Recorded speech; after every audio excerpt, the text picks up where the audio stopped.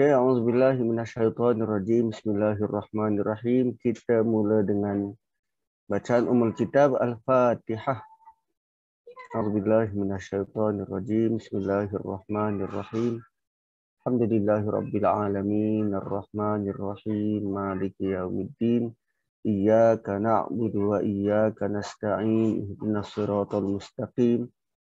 Siratal ladzina an'amta 'alaihim ghairil maghdubi 'alaihim waladdallin. Amin.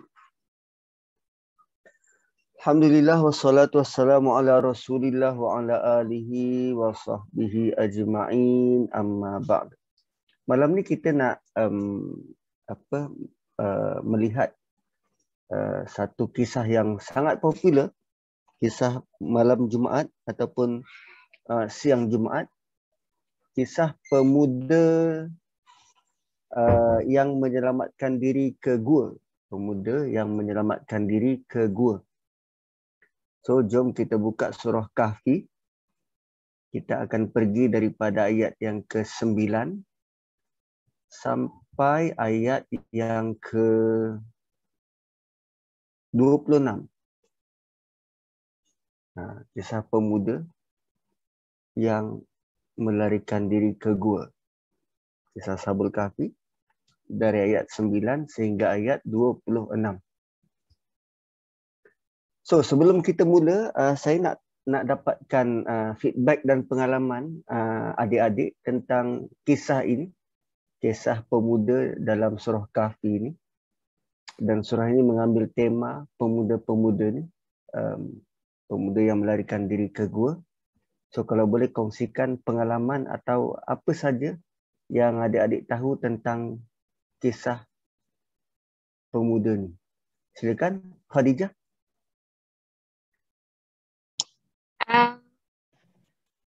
Maksud Ustaz, kongsikan apa pengalaman?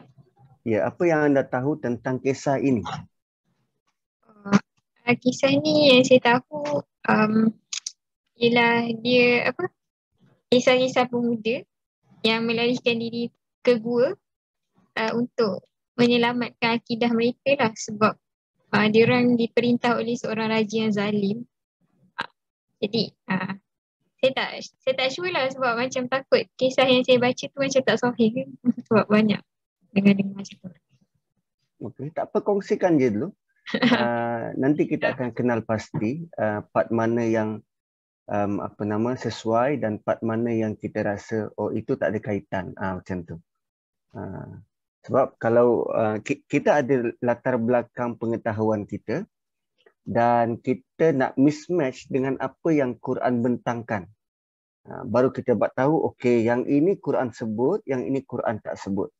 So, bila Quran tak sebut, sama ada kita nak senyapkan, tawakuf, berhenti, senyapkan, ataupun kita boleh buat penilaian yang ini kita tak perlu ingat pun tak apa. Bentuk macam tu lah. So, pemuda melarikan diri ke gua, diperintah oleh raja yang zalim. Apa lagi?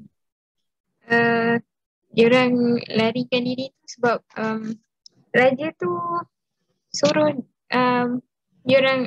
raja tu nak disembah oleh rakyat dia. Jadi pemuda-pemuda ni diorang tak nak lah. Diorang menyembah Allah dah kan, Tuhan lah, Tuhan langit dan bumi, Tuhan yang menciptakan semua kan. Jadi disebabkan ancaman raja tu, diorang pun larikan diri ke gua. Dan akhirnya ditidurkan selama 309 tahun. Okey. Ada lagi? Itu je lah kot. Okey, itu je. Okey. Terima kasih Khadijah. Adibah? Okey, ni kisah pemuda Al-Kahfi yang saya pernah dengar lah. Kisah 7 orang pemuda yang melarikan diri ke sebuah gua, kemudian ditidurkan selama 309 tahun tak silap saya. Dan dengan 7 orang pemuda tu ada seekor anjing yang namanya Kitmir kot, tak silap saya. Betul Ustaz? Teruskan. Itu yang kisah yang saya dengar lah. Dan tidur tanpa makan dan minum lah. Okey. Yang saya tahu. So JP lama tu 300 tahun. Okey. Izzah Ulia. Ulia ni nama anak saya. Izzah ni sebahagian dari isteri saya. Izzati nama isteri saya. Nur tu bukan. So Izzah Ulia. Ulia tu nama anak nombor 2. Sila. Apa yang saya tahu sama je macam yang lain tahu. Okey. Apa? 7 orang pemuda yang melarikan diri sebab nak selamatkan akidah dari akidah sebab diperintah oleh raja yang zalim. Kemudian ditidurkan selama saya tak berapa yang berapa tahun tu saya tak berapa pasti. Dan waktu mereka dibangunkan, mereka ni macam bergaduh sebab cari rezeki kot, tentang cari rezeki. That's what saya. Lepas tu lepas tu itu je setakat yang saya tahu. Okay. So dia ada scene pergaduhan macam tu. Okay. So ini merupakan cerita yang popular. Cumanya bila dia menjadi popular, kita kena kenal pasti kenapa dia popular. Kan? Contoh kita tengok cerita Lord of the Ring. Kan dia ada 3 siri. Pernah tengok ke Lord of the Ring? Dia orang lelaki je kot yang minat cerita-cerita fiction macam tu. Orang rumah saya tak minat Lord of the Ring ni. Walhal seronok cerita tu kan. Kemudian dia ada sequel dia, Hobbit, ada 3 siri juga. So, cerita-cerita ni menjadi popular. Dia kena ada sebab dan musabab dia menjadi popular. Pertamanya mungkin kerana diulang cerita, diulang sebut. Dan kerana surah ini pun diulang baca setiap minggu. Lalu kerana pengulangan baca itu kerap, maka orang pun mencari sebab kenapa Nabi suruh baca. Maka kita pun dapat tahulah maklumat tentang cerita pemuda, kemudian cerita pemilik 2 kebun, kemudian cerita Nabi Musa, dan ditutup dengan cerita Zulkarnain. Cumanya cara Allah bercerita dengan apa yang kita dapat boleh jadi berbeza. Contohnya macam ni. Cikgu kita ajar subjek bahasa Melayu. So dia ajar 1 tahun 2 penggal. Penggal pertama dan penggal kedua. Ada cikgu yang mengajar hanya mengejar silibus. Katalah untuk tempoh 1 tahun tu dia kena habiskan 13 bab. 13 bab. Lalu cikgu tu pun masuk kelas dan dia ajar silibus. 1 bab, 2 bab, 3 bab. Habis 13, okay, that's it. Korang mengulang. Korang mutalaah, revision. Murid pula, dia banyak kategori. Ada murid yang dia hanya hafal bab yang cikgu kata bakal masuk periksa. Which is kebanyakan dari kita lah. Cikgu kata masuk periksa yang ni, itulah yang dipulun. Dan murid kebanyakannya akan hafal untuk periksa. Tapi ada juga yang dia rasa rugi kalau setakat dia hafal untuk periksa, tapi dia hafal untuk faham. Dan of all 13 bab, dia akan cuba memahami 13 bab. So macam itulah kisah dalam Quran. Bila Allah datangkan mengikut silibus Allah Subhanahu Wa Taala, ada orang yang hanya mengambil apa yang dia nak ambil. Dan ada orang yang berusaha untuk memahami mengikut silibus yang Allah nak. Tapi bukan hanya itu, bukan sekadar itu. Ada juga manusia, ada juga pelajar yang dirasakan silibus tu tak cukup. Lalu dia ambil kelas tambahan. maka dia dapat ilmu-ilmu lain berdasarkan kelas tambahan. Tapi kerana terlalu asyik kelas tambahan, dia sanggup pula menghabiskan wang ringgit dia, sedangkan pergi sekolah ni free. Dia sanggup pula menghabiskan wang ringgit dia untuk tumpu kepada kelas tambahan. Akhirnya kerana belajar sampai lewat malam kelas tambahan, kelas yang hakiki itu diabaikan, ditinggalkan. So ada ketikanya manusia terlalu asyik dengan perkara-perkara sampingan sehingga teks Quran itu diabaikan. Maka kalau kita baca latar belakang ataupun rata-rata bila tanya kisah pemuda kahfi, rata-rata jawapannya adalah tentang pemuda yang ditidurkan, tidur 300 tahun, ada anjing. Okey, memang ada disebut anjing, tapi siap sebut nama anjing tu. Okey. Kemudian ada scene pergaduhan. Nah, selalunya bilangannya disebut 7 orang. Kemudian 300 tahun. Itu detail-detail yang sebenarnya Allah tidak pun. Bukan kata Allah tak mention, tapi Allah tidak highlight. Nah, detail yang itu tu Allah tidak highlight. Okey. Kisah ini bermula daripada ayat 9 sampai 26. Dan sepanjang kita baca nanti ini, saya tak nak baca semua, tapi ada sebahagiannya yang kita perlu beri penumpuan. Sepanjang kita baca nanti ini, kita akan jumpai dua benda yang paling utama. Pertama, conclusion cerita ini. Conclusion cerita ini pada ayat 21.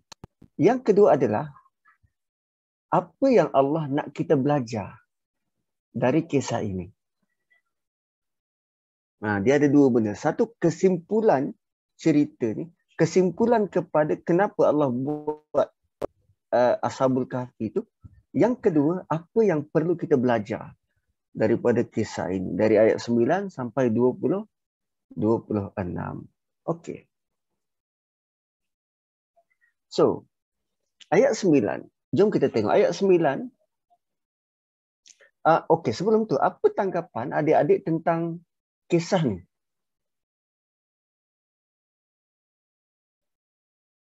Apa tanggapan adik-adik tentang kisah ni? Menakjubkan, luar biasa, orang boleh tidur lama begitu. Allah selamatkan, kekaguman. Sebab rata-rata, bila sebut tentang Ashabul Kahfi, dia relate dengan tidur 300 tahun. Tidur 300 tahun adalah perkara yang menakjubkan. Kan luar biasa. Dan itu bukti bahawa Allah tu powerful.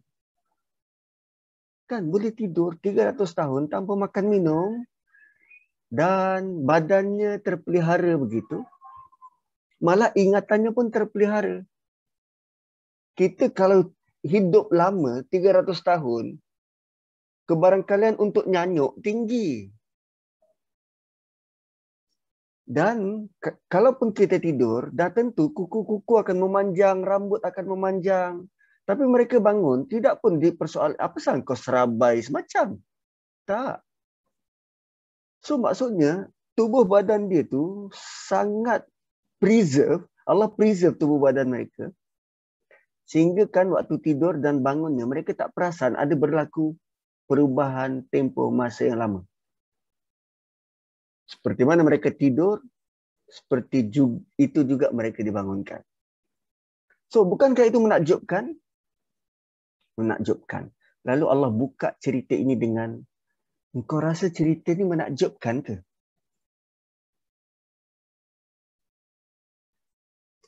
Ayat 9 tu basically Allah kata, am hasibta anna ashabal kahfi war raqim kanu min ayatina ajaba. Apa engkau sangka cerita Ashabul Kahfi dan Raqim, tulisan apa nama? Raqim ni adalah catatan di atas batu nak menunjukkan sejarah Ashabul Kahfi ni di luar gua. So Allah kata, engkau ingat kisah Ashabul Kahfi ni menakjubkan ke? Min ayatina ajabah. Kenapa Allah kata macam tu? Kerana Allah sedang buat perbandingan.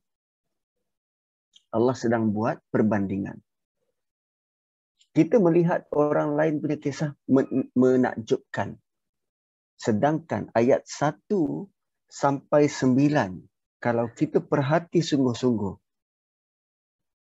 Allah sedang memberikan kepada kita peluang untuk berdamping dengan sesuatu yang lebih menakjubkan daripada kisah ini. Dan benda itu adalah Al-Quran. Allah sedang buat perbandingan dengan Al-Quran. Am hasibta, adakah engkau menyangka? So, bila Allah kata, adakah engkau menyangka? Itu Allah sedang buat perbandingan. Kisah ini kau rasa menakjubkan atau Quran yang kau dapat tu menakjubkan.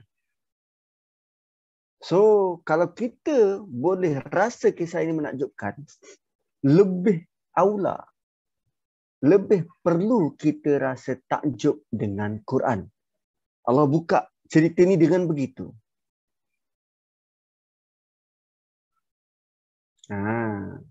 So, itu bentuk tadabbur. Mulakan dengan soalan kenapa Allah tiba-tiba sebut am hasibta, apakah engkau menyangka? Ini Allah nak membetulkan balik cara kita berfikir. Bukan melihat orang lain menakjubkan, tapi sebenarnya apa yang kita ada ni cukup menakjubkan. Okey. Ayat 10. Ayat 10 adalah penutup kepada pembicaraan fasa pertama surah ini. Dan ayat 10 pembuka bicara kepada fasa kedua surah ini.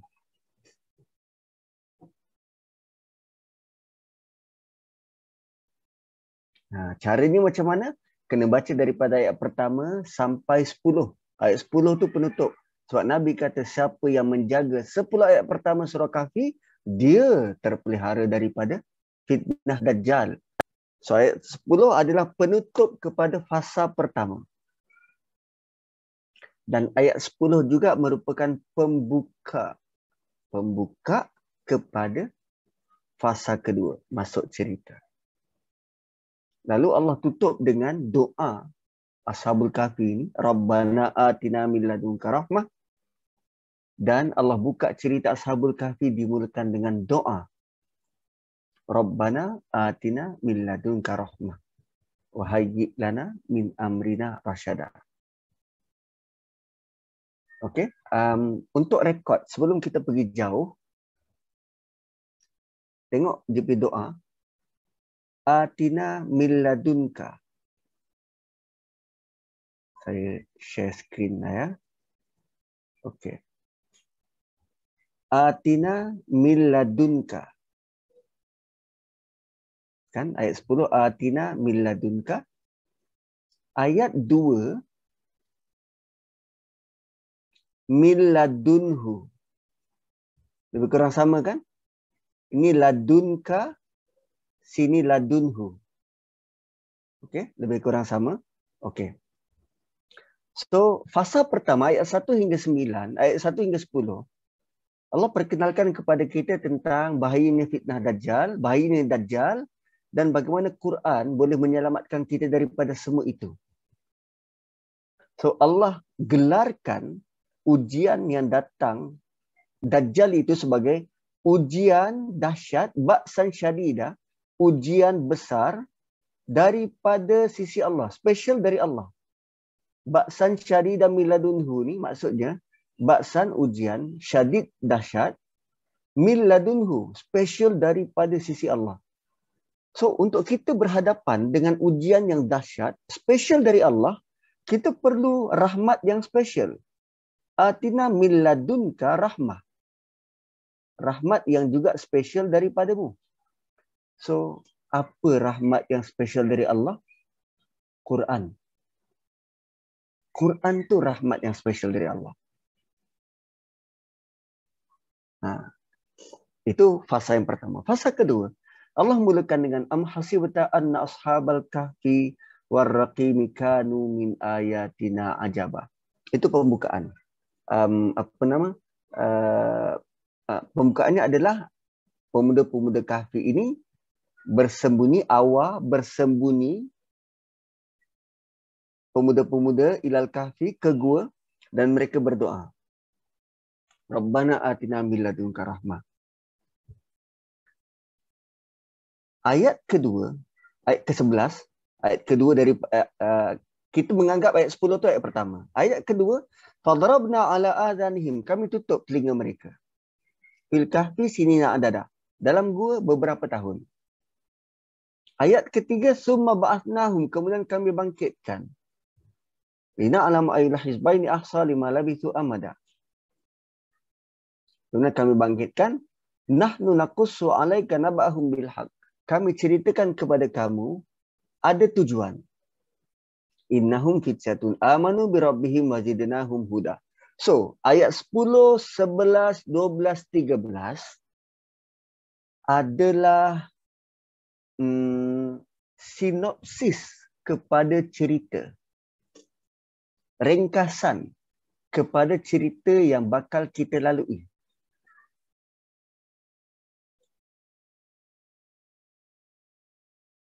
Kan dekat universiti kan selalu buat macam tu. Sebelum masuk satu bab, dia akan dibentangkan dulu apa objektif bab ni.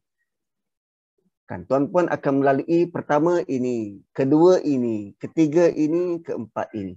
So Allah buat sinopsis awal kepada cerita ni. Mula-mula mereka melarikan diri, mereka bersembunyi, Awa ni minta lindung. Retreated, dia sebut retreated kat situ. Awa ni minta lindung. Kan ada nama syurga Jannatul Ma'wa. So Awa ni, kita minta lindung macam kanak-kanak yang ketakutan berlari ke pelukan ibu. Adik-adik ni dekat rumah ke dekat hostel? Kat rumah nanti nak tidur malam pergi peluk ibu. Tu Awa tu. Berlari ke pelukan ibu.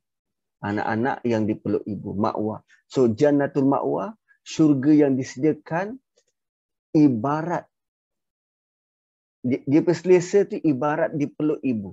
Jannatul Ma'wa, tempat untuk berlindung. Berlindung dari apa? Azab neraka. So mereka berlindung pertama, kedua mereka ditidurkan, ketiga mereka dibangkitkan. Fadarabna ala azanihim ni ditidurkan. Summa ba'athnahum, kemudian dibangkitkan. Lari ke gua, tidur, bangkit. Kemudian kesimpulan. Nahnu naqussu alaika naba'ahum bil haq. Kami cerita ni ada tujuan. So tujuannya apa? Tu tadi. Kesimpulan yang saya sebut tadi. Pada ayat 21. Kesimpulan. Kami cerita ni ada tujuan. So, bila adik-adik bacakan, bila adik-adik teruskan pembacaan,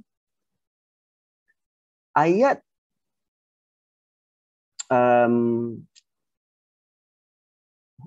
ayat 13 start daripada innahum fityatun amanu bi rabbihim wazidnahum huda ni, start daripada sini sampailah ayat 16.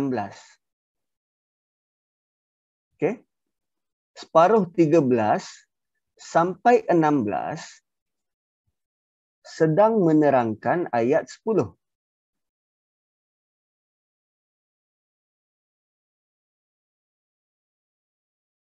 Okay. Saya mulakan dengan bagaimana kita perlu membaca dan melihat cerita yang Allah bentangkan. Okay. Ayat 10, kan dia berdoa, Rabbana atina min ladunka rahmah wa hayyi lana min amrina rasyada. So basically ayat 13 hujung tu sampailah ayat 16 menerangkan ayat pertama. Bagaimana mereka melarikan diri, apa yang mereka cakap dengan kaum dia. Apa nama, haula'i qaumun attakhadhu min dunihi 15. Mereka adalah kaum-kaumku. Mereka berdiri depan kaum dia dan berkata, Rabbuna Rabbus samawati wal ard, Tuhan kami Tuhan langit dan bumi. Lan nad'a min dunihi ilaha. Dan tengok bagaimana Allah Subhanahu wa taala tatkala mereka berdoa dan Allah jawab doa mereka ikut urutan doa yang mereka ungkapkan. Rabbukum mir rahmati, yanshur lakum rabbukum mir rahmati. Dia minta atina min ladunka rahmah. Allah kata yanshur lakum rabbukum mir rahmati. Datangkan kepada kami daripada sisimu rahmah. Allah kata yanshur lakum, kami kurniakan mir rahmatihi, daripada rahmatnya. Wa yuhayyi lakum min amrikum mirfaqa. Dekat sini dia kata apa? Wa hayyi lana min amrina rasyada. Allah jawab wa yuhayyi lakum min amrikum mirfaqa. Bagaimana mereka berdoa, Allah tutup perenggan itu dengan Allah jawab doa mereka. Adik-adik pernah tahu tentang cerita yang macam ni? Rasa-rasa cara Allah cerita lebih menakjubkan atau buku yang kita biasa tentang Ashabul Kahfi? Ini lebih menakjubkan. Oh, rupanya bila Allah bercerita, Allah akan letakkan perkara yang paling penting untuk kita tahu. Bahawa kalau kita berlari menuju Allah dalam keadaan ketakutan, berdoa sungguh-sungguh, Allah jawab sebiji macam yang kita doa.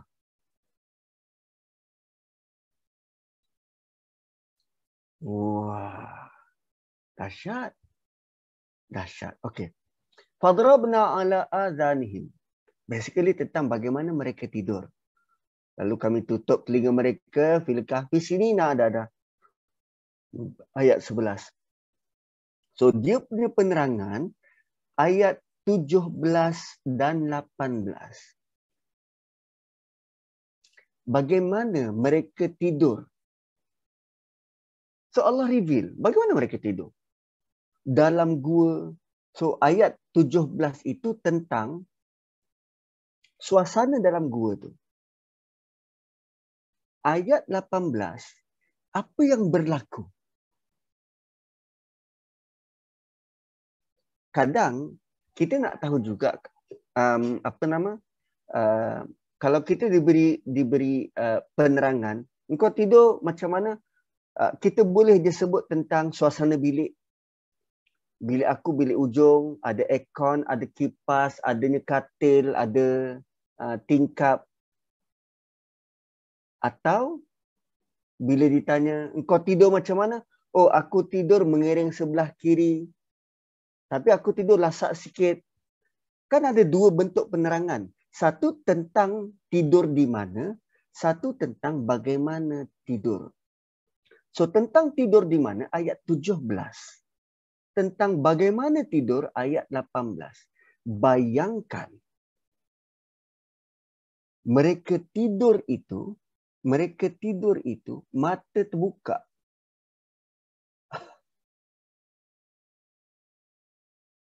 Mereka tidur tu mata terbuka.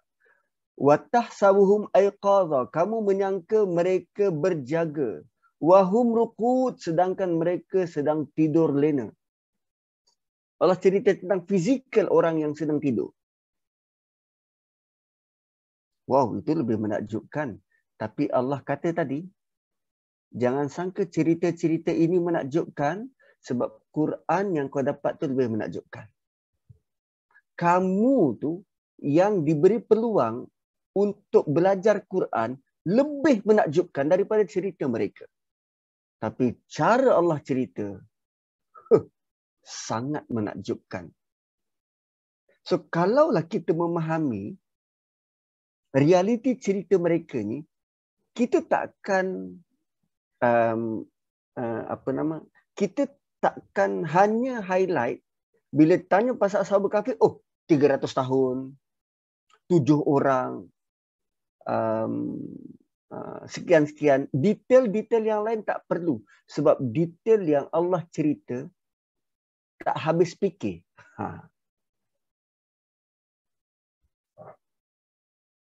Yang saya nak highlight tentang waktu mereka tidur, Allah cerita tentang matahari dan bayang-bayang.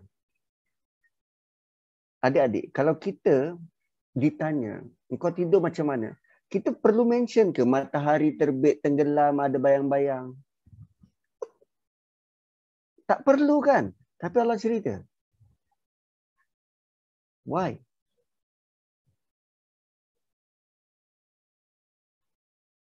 Dan cara Allah cerita tu, mereka sangat dijaga sehingga cahaya matahari tidak pun tersentuh kulit mereka. Nak mengekalkan rasa selesa tidur dalam gua. Sedangkan matahari kat luar ni duk berulang-alik dan ada bayang-bayang. Dia ada satu ibrah besar. Melalui mereka tidur, Allah bagi tahu seluruh alam sehingga sebesar matahari itu berkhidmat kepada mereka. Puncanya apa? Kerana mereka orang beriman. Oh, rupanya kalau kita kekal beriman dan berusaha untuk beriman dan minta perlindungan dari Allah, Allah Subhanahu wa taala dengan kuasa dia boleh perintahkan seluruh makhluk untuk memastikan keselamatan kita terpelihara dan terjaga. Sehingga sebesar matahari tunduk kepada arahan dari Allah Subhanahu wa taala. Kita menganggap itu kejadian biasa. Tapi Allah sebut watara syamsa, engkau lihat matahari. Tatkala dia terbit, tazawaru an kahfihim zatal yamin, bayangnya memanjang ke kanan. Wa idza gharabat, tatkala dia tenggelam, taqriduhum zatal shimal, bayangnya memanjang ke kiri. Wa hum fi fajwatin min, sedangkan mereka selesa di dalam gua yang luas. Detail Allah bagi tahu perjalanan matahari. So rupanya matahari dan bayang-bayang, keduanya makhluk Allah bekerja sama untuk memastikan orang beriman yang tidur dalam gua ni selesa, tidak terganggu. Menakjubkan? Yes. Tapi yang lebih menakjubkan siapa? Kita yang dapat akses kepada Quran. So, ingatan itu kita perlu ulang beberapa kali, berkali-kali, terutamanya bila baca kisah ini. Sebab Allah ingatkan, am hasibta anna ashabal kahfi ar-raqim kanu min ayatina ajaba. Kita perlu letak satu penanda aras bahawa apa yang kita ada ni sangat menakjubkan. Supaya kita tak rasa, wah, ini diorang je yang dapat, aku tak dapat. No. Tidak. Allah bagi tahu, kalau mereka boleh dapat, kamu yang kekal beriman sekarang ni, bila-bila masa boleh dapat. Kemudian ayat 17, di sini baru Allah sebut tentang anjing. Tapi tidak dimention nama anjing tu. Wa kalbuhum basitun zira'ihi bil wasid. Anjing mereka mendepakan tangan, depa tangan macam ni kan. Anjing mereka letak tangan ke depan tu, basitun zira'ihi. Basitun stretch zira'ihi, his two forelegs, kaki depan, bil wasid, di pintu gua. Anjing di pintu gua. Kenapa anjing tak sama-sama tidur kat dalam? Supaya dia tidak bersalahan, bertentangan dengan hadis Nabi yang sebut mana-mana anjing yang ada dalam rumah, malaikat rahmat tak masuk. Sebab Allah letak dekat pintu gua, bukan di dalam. Dan menjadi persoalan, anjing dia tidur tak? Tak tahu. Allah tak sebut dia tidur ke, tak tidur ke, makan, tak sebut. Kalau anjing ni berjaga sepanjang masa, oh itu lebih menakjubkan. 300 tahun dia berjaga. Dan anjing ni tak mati. kesan daripada orang beriman dapat rahmat Allah, makhluk yang lain pun terpalit sama. Wow. Selama ni kita menyangka, oh 7 orang tu je yang luar biasa. Anjing ni? Wira'ihi bil wasid. So, ayat berapa tadi? 11. Penerangannya ayat 17 dan 18. Ayat 12. Bila mereka bangun. Summa ba'athnahum. Bila mereka bangun. So, cuba baca, seorang baca. Khadijah cuba baca maksud ayat 12. Summa ba'athnahum.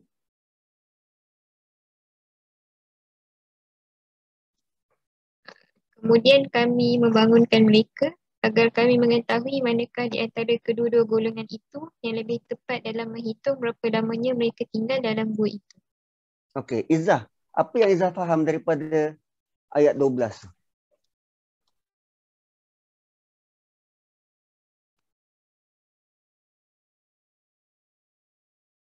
Atau Adibah? Apa yang Adibah faham daripada ayat 12 tu? Mereka dibangunkan. Dinaklah supaya kami tahu ayul hizbaini, mana antara dua golongan ahsa lima labithu amada, yang lebih tepat tentang bilangan berapa lama mereka tidur.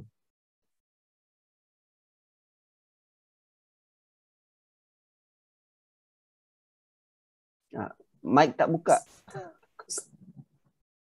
Izzah, sila. Ustaz, apa yang saya faham, macam soalan, macam kalau saya cakap kat diri saya macam apa, tak payah nak sibuk lah berapa lama dia tidur macam tu lah. Okey, okey. Macam ni, macam tu lah apa yang saya faham. Okey, Adibah. Summa ba'athnahum, kemudian kami bangkitkan mereka, kami bangunkan dari tidur.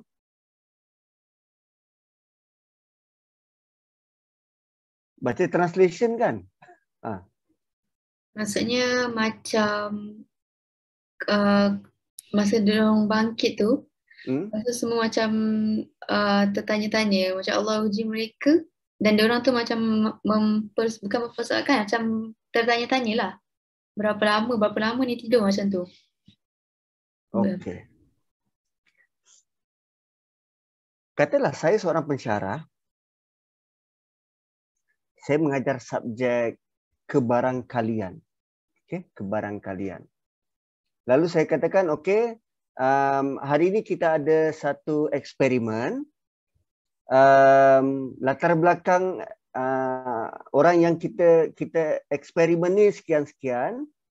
Cuma nanti dalam perbincangan mereka saya nak korang take note, korang kenal pasti mana antara dua golongan ni yang lebih tepat dengan kita punya hipotesis. Ini arahan saya pada pelajar. So anda pun lihat, sama ada lihat apa filem ke, apa ke, ekstrak daripada filem tu, mana satu golongan yang tepat menghampiri kita punya hipotesis.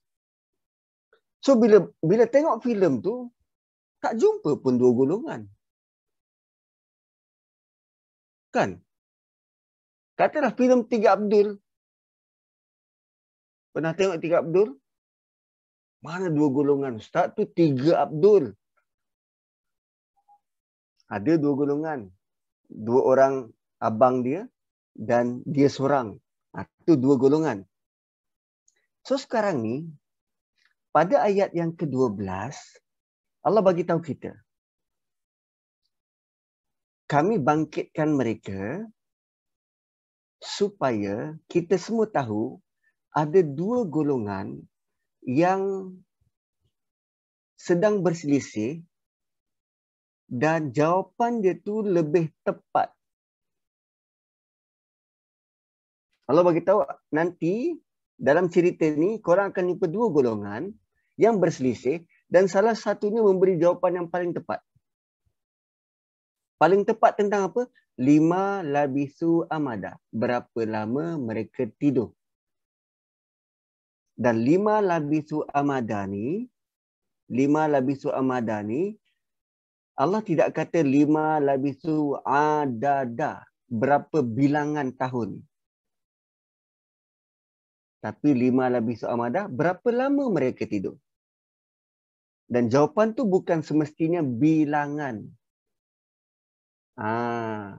So, kita tengok start daripada wakazalika ayat 19 sampailah ayat 20. Itu jawapan dia. Itu dia punya penjelasan. Ayat 12 ni penjelasan dia start daripada ayat 19 dan 20. Lalu bila baca ayat 19 ni, kita akan jumpa beberapa perkataan. Kalau adik-adik boleh bulatkan. Satu, qala. Qala. Yang kedua, qalu. Dan qalu lagi satu. So, dia ada qala, qalu dan qalu. Qala ni maksudnya satu orang bercakap. Satu orang bercakap. Qalu jamak. Sekurang-kurang jamak 3. Qalu ni jamak, sekurang-kurang jamak 3. Jadi, kalau kita tengok ayat 19 ini, ada satu orang bercakap, sini qala. Kemudian ada lagi at least 3 orang di sini, qalu. Dan at least 3 orang di sini, qalu. So, Ashabul Kahfi berapa orang? 1 tambah 3 tambah 3. 7. So, wakazalika ba'athnahum. Tadi ayat 12, summa ba'athnahum. Ayat 12, summa ba'athnahum. Ayat 19 dimulakan wakazalika ba'athnahum. So, bagi yang menghafal Quran, di sini cara nak mengecam. Sebab dia ada sini wakazalika dan di sini ayat 21 pun wakazalika. So kadang kita keliru. Ini wakazalika yang mana? Oh, ini diorang bangkit wakazalika ba'athnahum. Gitu. Okey. So bila dia bangkit, begitulah kami bangkitkan mereka, kami bangunkan mereka liyatasa'alu bainahum, supaya mereka saling bertanya sesama mereka. Maka bagi memecahkan keheningan, satu orang bertanya. Qala qailun minhum. Satu orang bertanya. So dalam banyak-banyak, dalam 7 orang tu, mesti ada salah seorang tu yang talkative. Tak boleh duduk diam, bangun-bangun pun nak bertanya kan. Kawan kita pun macam tu. Kan pagi-pagi Sabtu terjaga. So, biasanya orang yang bangun daripada tidur ni dia masih moody, tak nak bercakap. Tapi ada kawan kita yang suka memecahkan kesunyian tu. So, apa dia buat? Dia tanya, qala qailun minhum, kam labithum? Korang dah tidur berapa lama ni?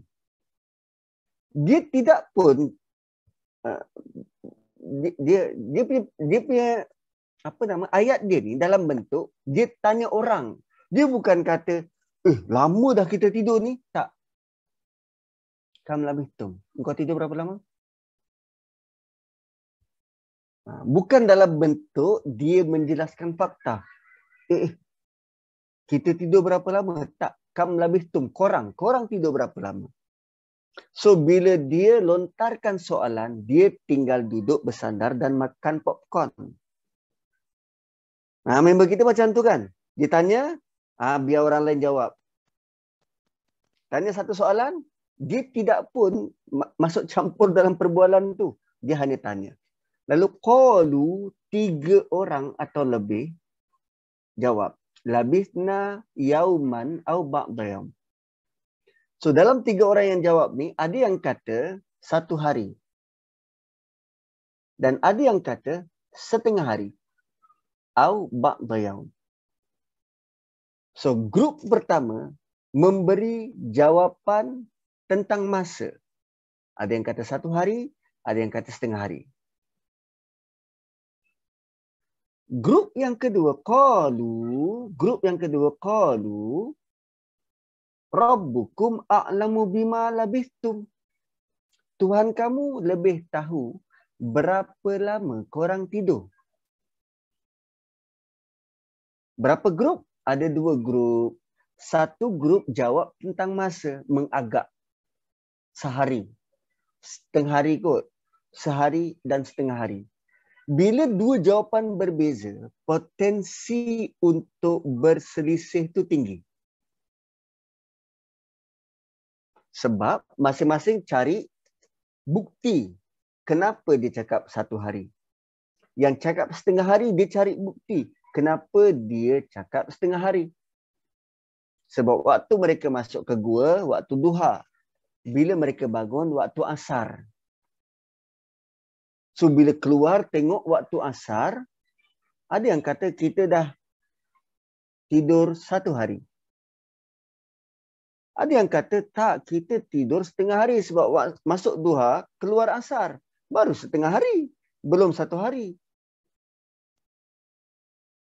Lalu kerana berbalah, berselisih tentang masa. Which is dua-dua pun tak tahu kedudukan sebenar. Lalu grup yang kedua kata, qalu rabbukum a'lam. Tuhanmu lebih tahu. Tuhanmu lebih tahu. Cuba tengok balik ayat 12. Apa yang Allah nak kita belajar? Mana satu antara 2 grup yang jawapannya lebih tepat? Berapa grup kita lalui? 2 grup. Satu grup kata ada jawapan tentang masa, 1 hari atau setengah hari. Grup yang kedua jawab apa? Allah lebih tahu. So, kalau ikut pertimbangan kita, mana satu antara 2 grup ni yang lebih tepat?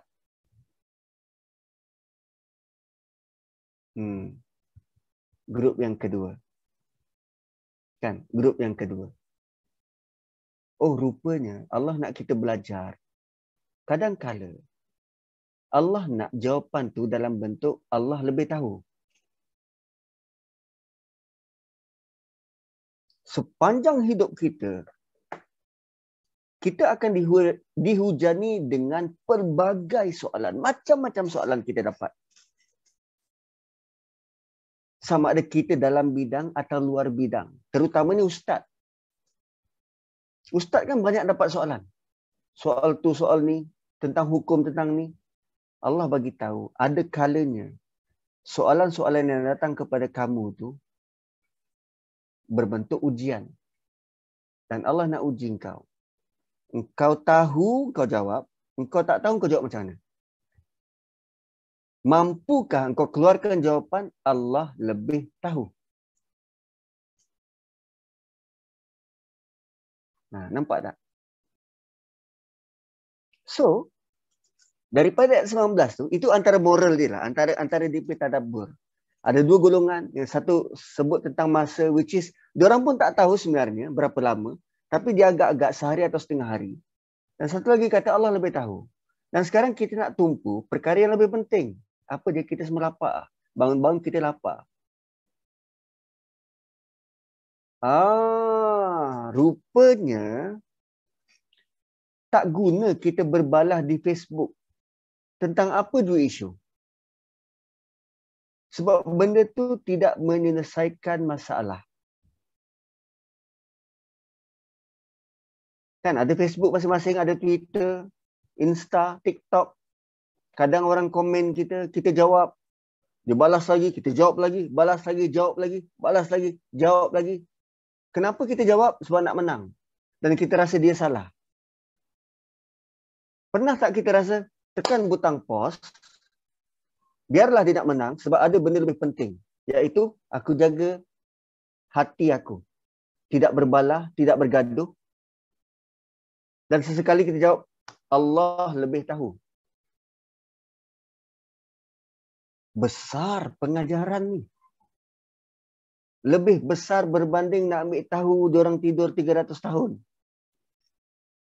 Yang kalaupun kita tahu berapa exact time, tidak membawa apa-apa kesan pun pada kehidupan kita. Tapi kalau kita belajar tentang ini, belajar untuk sebut Allah lebih tahu, itu besar. Dan menentukan prioriti. So, rupanya kerana mereka bangkit itu pelajaran besar untuk kita. Menakjubkan? Yes. Quran tu menakjubkan untuk kita. Dan last. Bila Allah kata, Nahnu naqussu alaika naba'ahum bilhaqq. Ayat 13. Sorry, 13. So, wa kadzalika a'tharna alaihim. Begitulah. Kami a'tharna. Kami sengaja reveal mereka.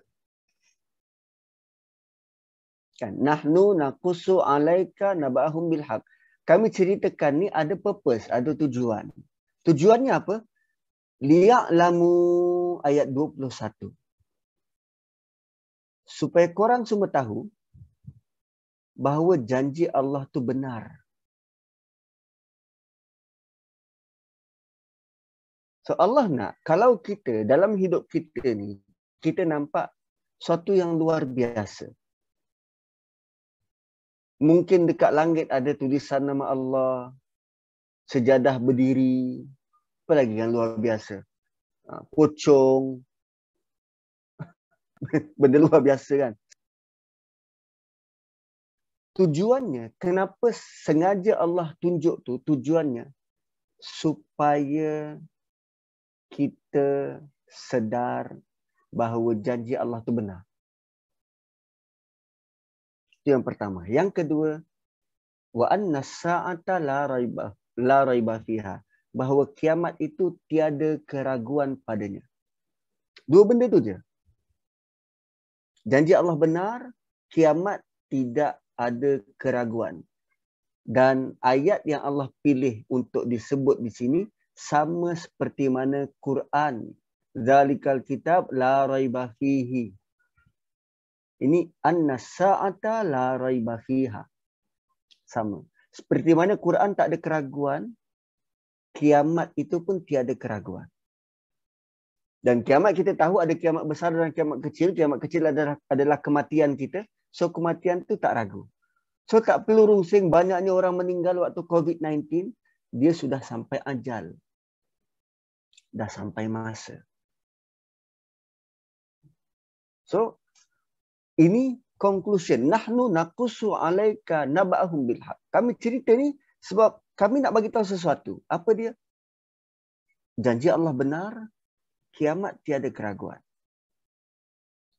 So, sepanjang kita baca surah Kahfi, kita jumpa tak conclusion ni?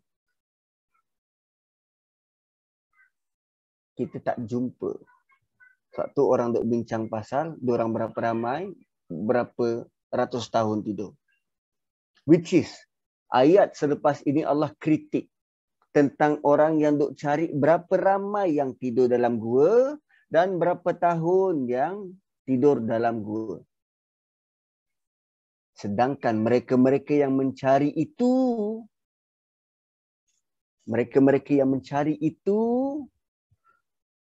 dia tak baca habis ayat-ayat seperti ini. Ma ya'lamuhum illa qalil. None knows them illa qalil. Kecuali sedikit.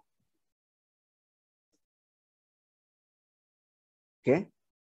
Yang ini ni kena highlight merah-merah ni. Qur rabbi a'lamu bi'iddatihim. Katakanlah Tuhanku lebih tahu tentang bilangan mereka. Ma ya'lamuhum. Tiada siapa pun yang tahu tentang mereka kecuali sedikit.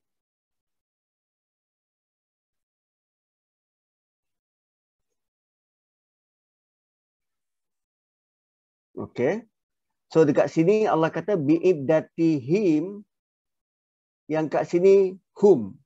Sini him. Sini hum. Itu pelik. Itu kepelikan luar biasa. Bila jumpa benda pelik macam tu, maksudnya ada sesuatu yang kita perlu tengok dalam-dalam. Ayat ni bermaksud, katakanlah siapa-siapa pun yang cari dia berapa banyak, salah satu rabi'uhum kalbuhu, mereka 3 orang yang keempat anjing, mereka 5 orang yang keenam anjing, mereka 7 orang yang ke-8 anjing. Sebut pada orang tu, Tuhanku lebih tahu tentang bilangan mereka. Tiada siapa pun yang tahu tentang mereka keseluruhan. Bukan hanya bilangan. Cara tidur, cara makan, cara berdiri, cara bergolek dalam gua. Apa yang mereka sebut dalam gua. Apa nasib mereka. Ma ya'lamuhum. Tak ada seorang pun yang tahu. Illa qalil. Kecuali sedikit. Siapa yang sedikit ni? Kitalah yang baca Quran. Sikit sangat orang yang nak dapatkan manfaat sebenar daripada kisah Ashabul Kahfi menurut sudut pandang Al-Quran. Sikit sangat. Cuba nanti lepas kelas ni, saja buat kuis dengan kawan-kawan yang lain. Cuba tanya, kau tahu apa pasal kisah Ashabul Kahfi? Rata-rata akan keluar jawapan macam tadi awal-awal adik bagi jawapan. Tentang berapa lama tidur, 300 tahun. Tentang berapa bilangan mereka tidur dalam tu. Yang kita bincang tadi tadabbur, matahari, mana kumpulan yang benar. Tak. Sebab tu Allah kata, Rabbi a'lamu bi'iddatihim, Allah lebih tahu. Ma ya'lamuhum, tak siapa pun yang tahu tentang mereka illa qalil, kecuali sedikit. Okey. Ada highlighter. Kat sini Allah kata Rabbukum a'lam. Tuhan kamu tahu, lebih tahu. Rabbukum a'lam. Tuhan kamu lebih tahu. Okey. Kemudian dekat sini Rabbuhum a'lam.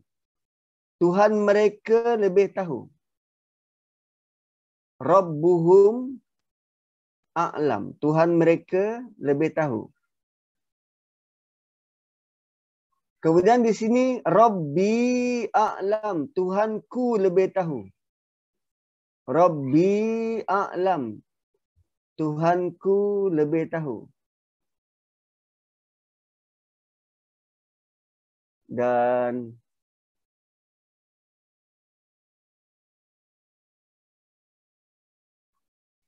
di sini Allah tutup. Allahu a'lam. Allah lebih tahu.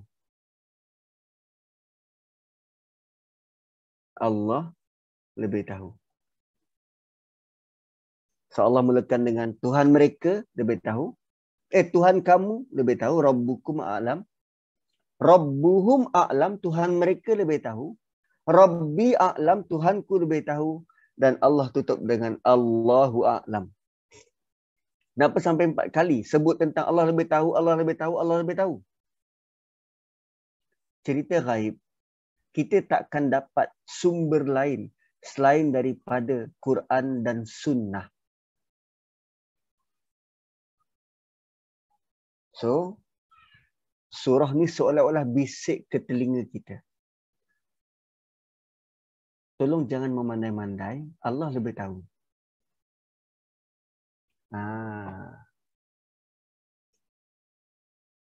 Dan last, dah pukul 10 dah. Last. Tentang Ashabul Kahfi. Allah bagi satu conclusion yang luar biasa pada ayat 26. Allah mulakan dengan Allah lebih tahu. Qulillahu a'lam bima labithu. Allah lebih tahu. Jadi selain daripada cerita yang Allah gariskan daripada ayat 9 sampai 26 ini, benda tu kita tawakuf ke IV. Dan Allah kata lahu ghaibus samawati wal ard. Dia memiliki, dia bukan kata dia tahu apa yang benda yang gaib di langit dan di bumi. Dia kata, Allah kata lahu, dia memiliki benda yang gaib di langit dan di bumi. Dia bukan sekadar tahu, milik dia. Benda gaib tu milik dia. Absir bihi wa asmi'. How clearly he sees wa asmi', how clearly he hears. Absir bihi wa asmi'. Alangkah, absir tu maksud dia alangkah hebatnya penglihatan dia dan alangkah hebatnya pendengaran dia. Kenapa tiba-tiba Allah sebut tentang hebatnya penglihatan dan hebatnya pendengaran?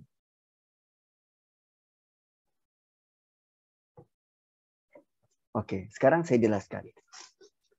Allah mulakan, Allah lebih tahu terhadap bagaimana mereka tidur. Allah lebih tahu bagaimana kedudukan mereka, keadaan mereka. Lahu ghaibus samawati wal ard. Dia tahu benda gaib di langit dan di bumi. Antara benda gaib yang dipaparkan dalam surah ni adalah keimanan pemuda-pemuda itu. Iman. Siapa yang nampak iman? Tak nampak. Dia benda gaib. Allah tahu apa yang ada dalam hati pemuda-pemuda itu sewaktu mereka berdiri di hadapan kaum dia dan mereka kata Rabbuna Rabbus samawati wal ard. Dan waktu mereka berdoa, doa ni adalah perbuatan personal. Saya tak tahu doa Khadijah, benda gaib bagi saya. Saya tak tahu doa Adibah, saya tak tahu doa Izzah, benda gaib bagi saya. Tapi Allah tahu. Dan Allah reveal doa mereka. Okey. Absir, alangkah hebatnya penglihatan dia. Siapa yang nampak mereka waktu berada dalam gua? Khadijah nampak? Adibah nampak? Yang tergolek-golek matahari lalu dan bayangan ke kiri ke kanan, siapa yang nampak? Tak ada siapa nampak. Izzah nampak? Tak nampak. Allah kata dia nampak. Absir bihi.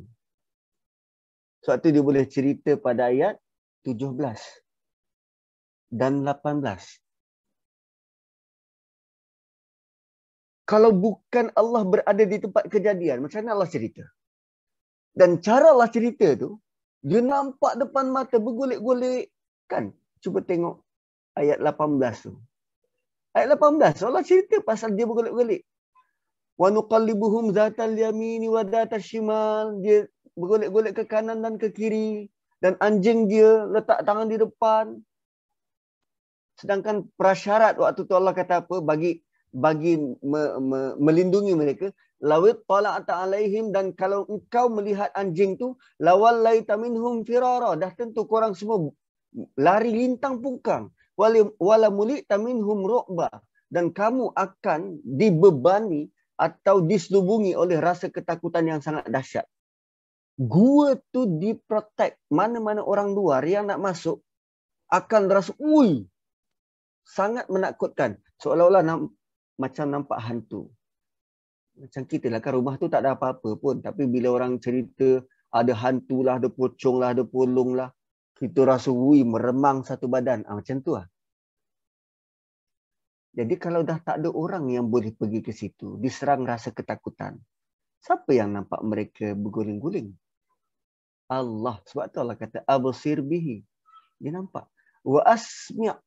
Diorang bangun tidur, tengah bersoal-soal siapa lebih lama tidur. Siapa yang dengar? Allah. Wa asmi'. Alangkah dahsyatnya pendengaran dia. Basically kesimpulan ni Allah letak balik dalam kronologi. Aku tahu iman mereka, aku nampak mereka, aku dengar mereka.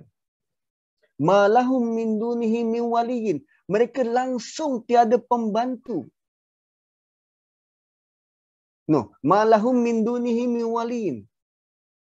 Kamu takkan jumpa pembantu selain daripada dia, selain daripada Allah. Yang cara Allah bantu, Allah protect dari segenap sudut. Physically Allah protect, spiritually Allah protect. Dan kalau Allah boleh protect orang beriman begitu, yang mereka tak ada kitab, tak ada rasul bersama mereka, tapi kerana mereka beriman, Allah protect mereka. Korang sekarang ni, korang ada kitab Dan korang ada sunnah Nabi SAW. Seolah kata, malahu min dunihi min waliyin. Kalau pemuda-pemuda ini aku boleh jaga sampai macam tu, takkanlah korang yang beriman dengan Allah, beriman dengan Quran, beriman dengan Rasul, tidak boleh dijaga lebih daripada itu. Wala yushriku fi hukmihi ahada. Dan tiada satu pun yang mencampuri urusannya, walau satu orang. So, selepas dengar kesimpulan itu, jaminan Allah akan jaga dan pelihara.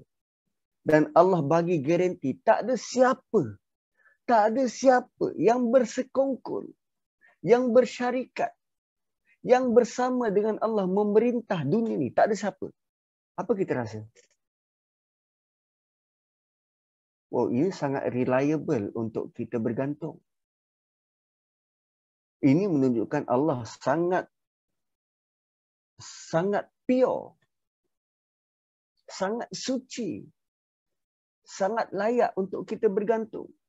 Sebab kita mungkin akan rasa berbelah bagi kalau kita ada ketua, yang ketua itu terhutang budi dengan orang lain. So, boleh jadi tindakan dia nanti sedikit sebanyak akan dipengaruhi oleh orang lain. Tapi Allah tidak. Bila Allah kata janji nak bagi syurga, dia boleh ke dipengaruhi oleh pihak ketiga yang bagi tahu, ya Allah, jangan bagi dia syurga dah. Dia buat macam mana pun tak ada guna. Tak. So di sini ayat kesimpulan yang terakhir ini mengajar kita satu benda yang besar. Allah nak kita kembali pada dia. Tentang benda gaib, dia lebih tahu. Tentang perlindungan fizikal, dia lebih tahu. Tentang perlindungan spiritual, dia lebih tahu. Malah dia lihat. Dia juga dengar perkataan kita. Oh, dahsyat. So, rupanya pemuda kafir itu ceritanya bukan pasal pemuda kafir. Tapi pasal kita. Nak tak kita dijaga seperti mana Allah jaga pemuda kafir? Tapi Ustaz, umat Muhammad ni 60 tahun je Ustaz. Diorang dijaga 300 tahun. Adik-adik, kita hidup 60 tahun. Dan kita mungkin satu masa nanti, adik-adik mungkin satu masa nanti akan kahwin. Dan ada anak. Ada cucu. Siapa yang jaga tu, anak cucu tu? Ya, kita mungkin hidup di 60 tahun. Tapi legasi kita, kalau kita benar beriman, macam Hamka, dia meninggal berapa tahun dah? Ada 70, 80 tahun, ada 100 tahun, orang masih sebut-sebut nama dia. Wow. Abu Bakar meninggal dah berapa tahun dah? Lebih dari 1400 tahun. Tapi Allah masih protect. Tak disebut pun tentang aib dia, kesalahan, kesilapan dia. Tak ada. Tak pernah dengar. Tapi Allah jaga. Malah orang yang memaki dia, kan, Syiah yang duk laknat sahabat ni, orang yang memaki dia menjadi asbab mereka dapat ganjaran pula yang berpanjangan. Kita, sebab tu Allah kata, jangan kagum dengan cerita 300 tahun tidur. No. Korang ada potensi untuk dapat lebih dahsyat daripada itu. Kerana korang bukan sahaja ada Quran, tapi korang ada sunnah. Pemuda ni, dia tak ada Quran, tak ada sunnah. Tapi kerana dia beriman, Allah jaga dia 300 tahun. Bayangkan kalau kita beriman sungguh-sungguh dengan Quran, dengan sunnah. Sampai kiamat Allah jaga kita. Dahsyat? Begitu patutnya tadabbur yang kita perlu lalui melalui surah-surah yang semacam ini. apa yang beri benefit pada kita. Saya pernah tanya dengan orang rumah. Tanya dia, apa cerita popular berkaitan dengan surah Kahfi yang tahu? Dia kata, ialah tentang fitnah Dajjal, 4 peringkat, fitnah akidah, fitnah harta, fitnah ilmu, dan fitnah kuasa. Saya tanya dia, fitnah akidah tu macam mana? Fitnah akidah lah. Fitnah, ialah, cuba jelaskan fitnah akidah tu macam mana? Dajjal datang, fitnah akidah tu macam mana?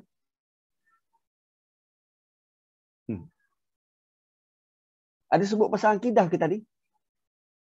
Conclusion ni lah akidah. Kita minta perlindungan pada siapa?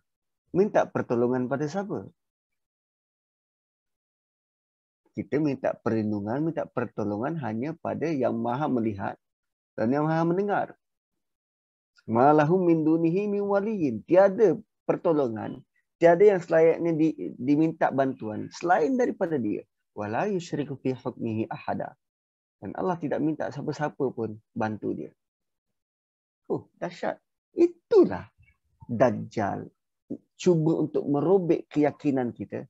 Carilah bantuan pada orang lain. Alung kan ada. Bos kan ada.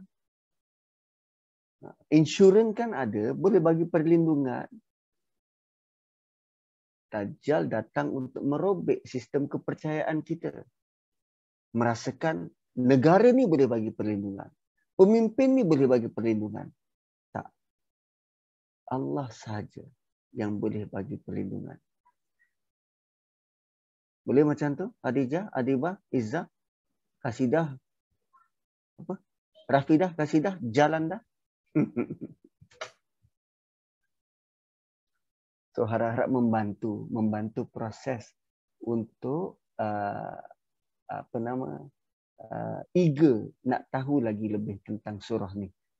So itu adalah glimpse. Saya tak pergi details dari satu ayat ke satu ayat, tapi saya rasa memadai untuk menjadikan kita rasa, wow, apa lagi yang perlu aku tahu daripada surah ini. Gitu. So, sebelum kita tutup, kita dah lebih 20 minit. Sebelum kita tutup, Hadijah, kalau ada apa-apa yang nak dikongsi, apa yang dapat pada malam ini? Saya dapat menariklah Ustaz. Macam mana Allah memelihara Ashabul Kahfi ni dengan sebab keyakinan mereka kepada Allah kan. So, saya tertariklah dengan yang waktu dalam gua tu, diorang tengah tidur tu.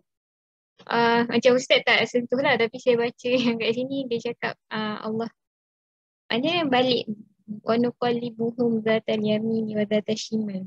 Dia maksudnya macam diorang tidur tu tak adalah statik kan. Maksudnya macam Allah wa nuqallibuhum tu maksudnya Allah yang buat diorang macam bergerak berguling-guling. Balik-balik tu lah. So, macam tak lah, macam saya boleh relate sikit sebab macam kalau saya belajar dekat universiti, saya belajar bidang perubatan. So macam kita belajar kalau seseorang tu dia statik je, dia punya badan tu lepas dia sedar macam orang koma kan. Lepas contoh koma berapa bulan, lepas dia sedar daripada koma, selalunya dia macam kena bantuan lah untuk berjalan sebab dia punya badan fisio. dah perlu fisio kan? Badan dia dah lupa, macam masa dia tu dah, otak dia dah susah nak berjalan lah. So bila wa nuqallibuhum tu saya rasa macam Masya Allah lah, macam wow. Sebab tu dia orang bangun-bangun tu dia orang macam tak lost function apa-apa. Sebab waktu tidur tu Allah memang gerakkan dia orang. Tak adalah macam statik je macam orang koma. So rasa macam Masya Allah lah. Hebat lah. Itu juga menjadi bukti kalau dia tidak diperhati, ada keperluan ke nak dibalik-balikkan? Maksudnya, kalau dibiarkan saja tidur, tidak dilihat, dia tak ada keperluan untuk dibalik-balikkan. Tapi kerana Allah melihat mereka tidur, merasakan, ada keperluan untuk dibalik-balikkan. Macam pesakit koma di hospital, kan ada orang yang monitor. So hasil daripada monitoring itulah absir bihi. Alangkah dahsyatnya penglihatan Allah Subhanahu wa taala. Okey? Tapi dia bezalah kan, sebab kalau orang yang koma tu doktor tak adalah gerak-gerakkan kan. Tapi cara Allah monitor Ashabul Kahfi ni sangat bezalah dengan doktor monitor orang koma. So, itulah apa yang saya dapat. Okey, terima kasih Adijah. Adibah, sila. Macam sebelum ni yang saya asyik fikirkan surah Kahfi pasal pemuda Kahfi yang macam sebelum bermula kelas tadabbur tadi kan. Tapi sebenarnya dia lebih daripada tu. Apa yang saya dapat yang macam Allah bagi tahu dan Allah ingatkan yang sehebat mana surah Kahfi ni, tapi Quran tu lebih luar biasa kan. Ustaz banyak kali mention benda tu juga. Selain tu yang paling saya rasa macam sedikit, bukan sedikit lah, banyak lah juga dia saya rasa something sebab macam Ustaz cakap, even pemuda Al-Kahfi ni dia cuma beriman je, dia tak ada Rasul, dia tak ada Quran, tapi still Allah lindungi diorang. Dan Allah tu dengar apa yang diorang cakap, Allah tu maha melihat semua kan. Sometimes kita rasa macam kita putus harapan bila kita doa banyak-banyak kali, kita doa tapi Allah tak jawab. Sedangkan dalam surah Kahfi ni je Allah tunjukkan yang Allah reveal yang dia menjawab setiap doa apa yang pemuda-pemuda ni bacakan sebelum ayat yang ke berapa tadi? 13 saya yang tu. 13. Jadi macam bila kita rasa putus harapan tu, saya rasa semua orang pernah ada rasa macam tu bila kita kata macam Allah tak jawab doa kita, sedangkan satu hari nanti Allah akan jawab juga. Mungkin yang apa yang kita minta tu bukan yang terbaik untuk kita sebenarnya. So dia memang dia bukan superficial dia cerita dia, tapi dia cerita deep more lagi. Dalam surah Kahfi ni banyak pengajaran yang kita boleh dapat. Terima kasih. Okey. Gasidah, Izzah. Ustaz, pertama benda yang saya belajar adalah daripada kisah pemuda Al-Kahfi ni, sebenarnya erti sebuah mujahadah macam mana pemuda Al-Kahfi ni dia betul-betul nak selamatkan iman sampai diorang ni maksudnya masuk ke dalam gua, maksudnya orang tinggalkan dunia semata-mata nak protect diorang punya iman. Okay. Lepas tu yang kedua, sebab ialah macam Ustaz cakap tadi, Ustaz ulang-ulang cakap, diorang tak ada kitab, tak ada rasul kan, tak ada some guidance kan. Jadi macam bagi saya macam satu tamparan lah, sebab kita orang ada Quran, kita orang ada Nabi tinggalkan, Nabi Muhammad tinggalkan, macam mana kita nak menjalani hidup kan. Jadi macam kita kena jadi lebih baik daripada diorang. Itulah. Sebab kita ada sesuatu yang Allah tinggalkan. Dan yang ketiga, saya sebagai student kan, kadang-kadang macam bila belajar macam apa benda sebenarnya yang kita belajar ni. Dan kadang-kadang macam saya, bila Ustaz mention tadi pasal Rabbukum a'lam, Rabbi a'lam, Allahu a'lam tu, maksudnya kadang-kadang saya terlupa nak rely balik on Allah, sebabnya Allah tu orang yang maksudnya yang maha mengetahui segala-galanya. Maksudnya bila saya tak faham, sepatutnya saya kena tanya dia, ya Allah, beri aku ilmu, beri aku pengetahuan kau, bahagi aku kebijaksanaan kau. Okey. Oh, kesimpulan sangat menarik tu, sangat menarik. Bagus, terima kasih. Okey, sebelum kita berpisah, saya nak tanya, kalau kita kena kejar, apa chances untuk kita pilih gua sebagai tempat berlindung? Kan? Gua adalah tempat yang dah tentu jalan mati. Tempat tertutup, dan kalau kena ambush kita tak boleh nak lari ke mana. Apa chances untuk kita pilih gua sebagai tempat berlindung?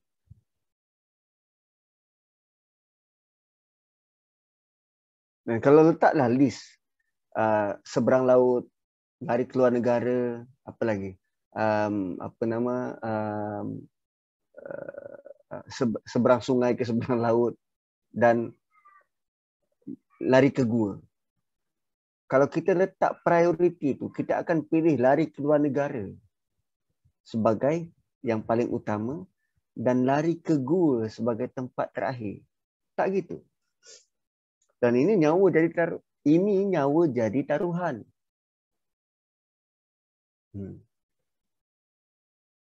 So, rupanya kadang-kala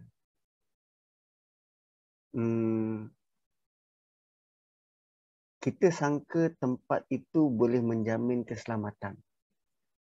Tapi kita lupa yang memberikan keselamatan adalah Allah. Bayangkan pemuda ini berlari menuju sempitnya gua, tapi kerana adanya pertolongan Allah, Allah jadikan gua itu seluas-luasnya. Dan bagi mereka yang tidak beriman, walaupun dia berada di luar gua, yang dirasa begitu luas, di dalam hatinya dia merasakan dunia ini adalah tempat yang paling sempit untuk dia. So berlarilah menuju Allah. Allah boleh jadikan gua yang sempit menjadi seluas-luasnya. Dan orang yang menentang Allah, Allah boleh jadikan dunia yang luas tempat paling sempit buat dia.